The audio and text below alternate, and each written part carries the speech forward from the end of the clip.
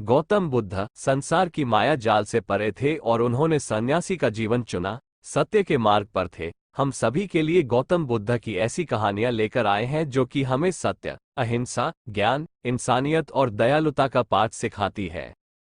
महात्मा बुद्ध की इन जातक कथाओं से आपको बहुत कुछ सीखने को मिलेगा। गौतम बुद्ध का जीवन हमेशा से हमारे लिए प्रेरणा का स्रोत रहा है। गौतम बुद्ध की कहानियां ने हमें एक ऐसा मार्ग दिखाया जिसमें चलकर हम और आप एक अद्भुत जीवन जी पाएंगे और हमारे बच्चे भी वही सीखकर अपना जीवन सही दिशा की ओर ले जा सकते हैं। गौतम बुद्ध एक महान धार्मिक और आध्यात्मिक गुरु थे। उन्होंने अपने जीवन के दौरान मानवता के दुखों के कारणों का अन्वेषण किया और उन्हें दूर करने के उपाय बताए। उनका जन्म लुम्बिनी नामक स्थान पर 563 बीसी हुआ था। उनके पिता का नाम शुद्धोधन था और पत्नी का नाम माया था। सिद्धार्थ का बचपन अत्यंत सुखद था, लेकिन एक दिन उन्होंने देखा कि जीवन में दुख और पीड़ा भी होती है। उन्होंने अपने राजमहल और सभी सुख सुविधाओं को छोड़कर मानवता के दुखों की खोज में निकल पड़े। उनके उपदेशों को सुनकर हजारों लोगों ने धार्मिक जीवन की दिशा में कदम बढ़ाया और उन्हें गुरु माना। उनके प्रमुख शिष्यों में आनंद, काश्यप, राहुल, महाकाश्यप और सुबुति शामिल थे। गौतम बुद्ध ने अपने उपदेशों के माध्यम से मानवता को दुख से मुक्ति और सुखी जीवन की प्राप्ति के लिए मार्ग दिखाया। उनका उपदेश चारित्रिकता, तात्कालिकता और मानवता के प्रति दया के प्रतीक था। गौतम बुद्ध का पुत्र राहुल नामक था, जिन्होंने उनके संगीति से वनवास में ही निर्वाण प्राप्त कर लिया। उनके उपदेशों ने एक नए धार्मिक संचार की शुरुआत की जिसे बौद्ध धर्म के रूप में जाना जाता है। हम सब ने बहुत सी कहानी सुनी है और बहुत कुछ सीखा भी है।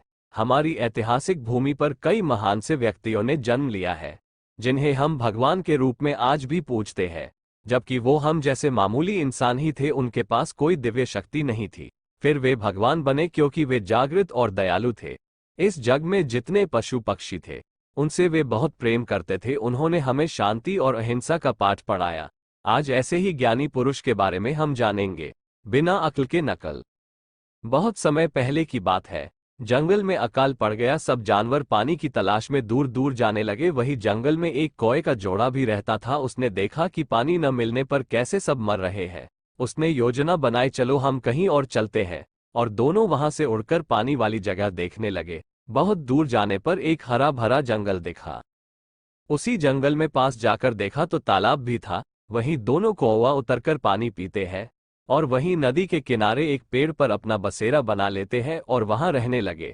एक कौवा और था जो उसी जंगल में पहले से ही रहता था। वो कौवा रोज नदी में से मछली पकड़ता, खुद खाता और इन दोनों को भी देता। अब दोनों कौवा में बहुत अच्छी दोस्ती हो गई थी। रोज दोनों खूब बातें करते और मछली पकड़कर खाते। एक दिन कौवा देखा कि ये रोज मुझे पकड़कर मछली देता है, अब मैं खुद ही पकड़कर अपना खाना खाऊंगा। उस कौवा के भरोसे नहीं बैठा रहूंगा। तब उसने दूसरे कौवा से बोला, अब मैं खुद ही मछली पकड़ लूंगा, तुम मत देना।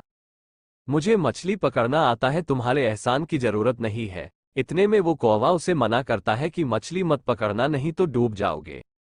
पर उसने कौवे की बात को ध्यान नहीं दिया। दूसरे दिन खुद ही मछली पकड़ने नदी में जाता है और जैसे ही मछली को पकड़ता है, उसके पैर पानी में जमे काई में फंस जाता है और उसे काई से पैर कैसे निकलना है नहीं पता था और वह डूबकर मर जाता है। बहुत देर हो जाती है, देर रात तक कौवा नहीं आता तो उसकी पत्नी, पहले जो जंगल का कौवा था मछली पकड़ कर देता था, उससे जाकर पूछती है कि कहाँ गया, आया नहीं। वो बताता है वो आज खुद से मछली पकड़ने को बोल रहा था। जब नदी में जाकर कौवा देखता है तो उसकी जान जा चुकी थी। पुराने कौवे को मछली पकड़